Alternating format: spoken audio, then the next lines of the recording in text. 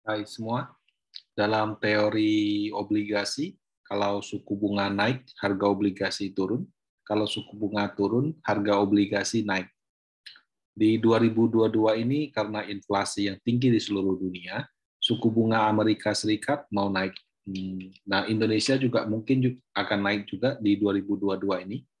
Nah, yang jadi pertanyaan Bapak Ibu, kira-kira kalau misalkan suku bunga naik, berapa persen penurunan harga obligasi? Nah, di video kali ini saya akan berbagi tentang menghitung efek penurunan harga obligasi akibat kenaikan suku bunga menggunakan contoh kasus obligasi negara seri benchmark. Ini juga merupakan aplikasi dari bab 4 buku obligasi yang baru-baru ini saya terbitkan. Untuk langkah berikutnya, ikuti saya sebagai berikut. Pertama, kita ke website DJPR dulu untuk mendapatkan data harga obligasi seri benchmark. Anda ke statistik, kemudian daftar kuotasi harga SUN. Nah, di sini Anda bisa klik untuk mendownload data historisnya, tersedia cukup lama dari tahun 2007. Klik saja, Excel-nya kemudian dibuka. Nah, saya sudah siapkan, isi Excel-nya kurang lebih seperti ini.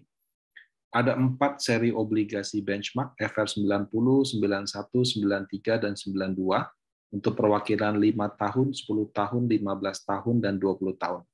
Ini kuponnya, ini jatuh temponya. Nah, ini harga historis dan yield-nya, harga yield. Kalau NA berarti di periode ini dia mungkin belum ada. Nah, untuk menghitung efek kenaikan suku bunga, saya ada tambahkan beberapa informasi ya. Nah, ini bisa Bapak Ibu pelajarin di bab 4 buku obligasi saya. Katakanlah data terakhir itu adalah 3 Juni, di mana harga FR90 adalah 96,66 dengan yield 5,93%.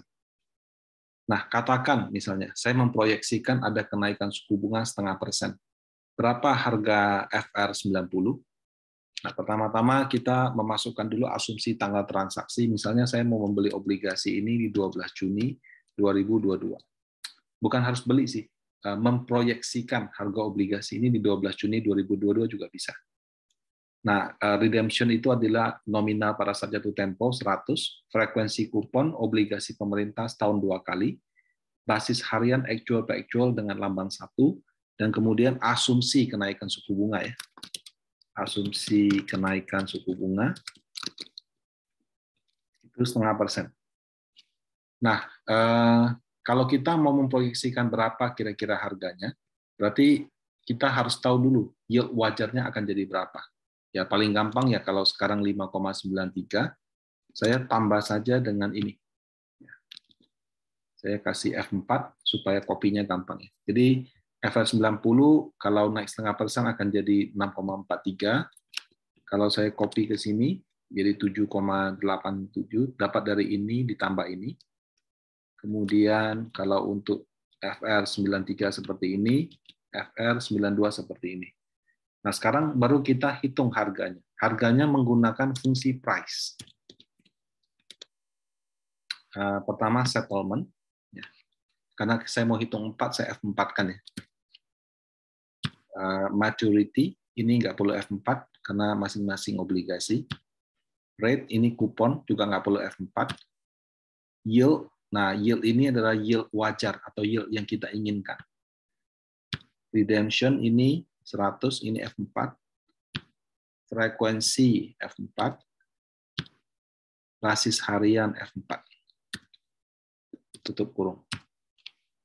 Nah, jadi kalau misalkan suku bunga naik 0,5%, sehingga yield wajarnya saya asumsikan dari 5,93 menjadi 6,43, maka harga obligasi FR90 akan dari 96,66 menjadi 94,63.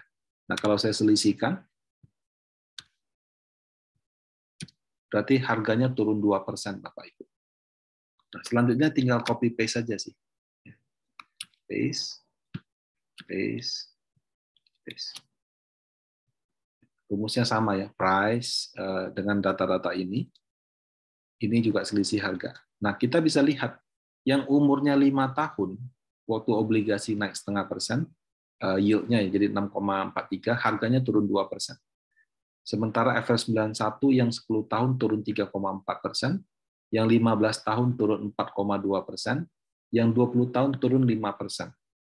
Artinya semakin panjang jatuh tempo obligasi, maka harganya juga akan turunnya semakin dalam. Jadi kalau saya ganti misalnya kenaikan suku bunganya adalah 0,75%.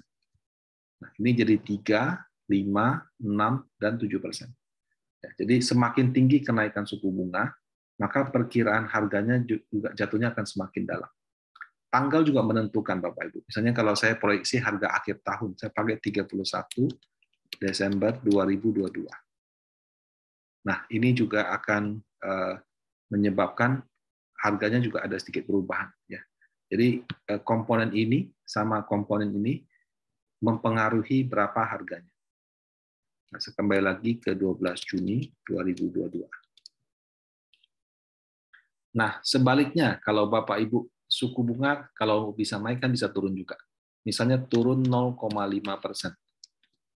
Nah, ini berarti yield-nya dari 5,93 jadi 5,43. Harganya naik 2%, naik 3%, naik 4%, naik 5%. Jadi sama juga, kalau situasi yang sebaliknya terjadi, jika suku bunga turun, maka harganya akan naik. Nah, yang jadi pertanyaan, apakah pasti, Pak? Misalnya tanggal 3 Juni ini sore harinya diumumkan harga BI rate naik 0,5%, maka yield-nya akan jadi 6,43. Belum tentu, Bapak Ibu. Ini hanya perkiraan saja.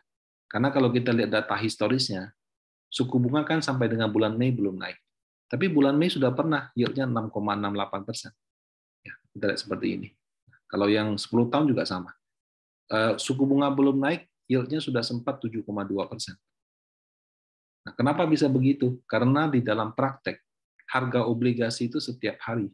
Kebijakan suku bunga itu cuma sebulan sekali. Kadang-kadang ada bolongnya juga gitu. Udah begitu, dan yang namanya obligasi dan saham itu sama, Bapak Ibu. Kadang-kadang masyarakat atau investor itu buy atau sell on rumor. Jadi ketika harga obligasi, ketika suku bunga nggak tahu naik atau turun, cuma diperkirakan mau naik, orang udah jual dulu sehingga harganya sudah jatuh dari 95 ke 93 dan seterusnya. Ya. Jadi orang sudah sell on rumor. Ketika rumornya menjadi kenyataan malah buy on news. Jadi dari 93 naik lagi ke 96. Ya. Jadi kalau ini hanya sifatnya kira-kira. Kalau misalnya yield-nya segini, harganya berapa? Apakah yield-nya akan segini? Belum tentu. Ya, karena perubahan yield dan harga itu harian. Tidak seperti perubahan suku bunga yang bulanan, atau bahkan bisa kadang-kadang 2-3 tahun tidak berubah suku bunganya. Nah, jadi ini adalah suatu alat untuk membantu Anda menghitung kira-kira harga obligasi kalau yield-nya berapa. Demikian dari saya, silakan Bapak Ibu mencoba sendiri. Mau dengan obligasi pemerintah boleh, obligasi korporat juga silakan. Semoga bermanfaat. Terima kasih.